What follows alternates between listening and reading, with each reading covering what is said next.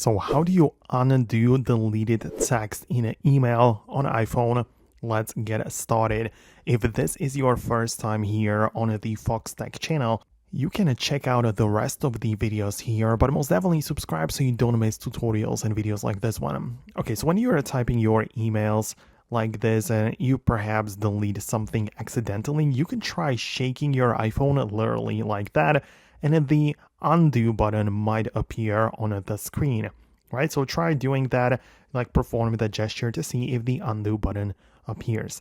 If not, you can actually find it inside of your settings, accessibility, and then if you go to the touch section, you will find a toggle for shake to undo, and this is exactly what I'm talking about, right? You need to make sure it is turned on, and then anytime you are basically anywhere inside of any app and you want to undo some of your actions, you can shake your phone like this and go one step back, and it will kind of get the job done if that is what you are going after and if this is what you're trying to achieve, right?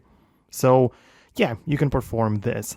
However, if you would like to undo the deleting of a messages, you can just be inside of your mail application like that.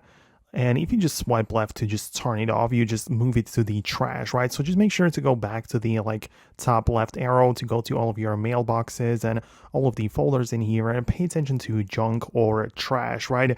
And if you have deleted something, it's likely going to be in the trash. So if you want to undo the deleted text in here or the messages, right, you can basically just hold down on it or just swipe like this, click on more and move it somewhere else, right? So just move it to a different folder. So you move it from the trash to, for example, the inbox, and that way you make it appear or go back to the normal messages from the trash, right? So it's no longer deleted.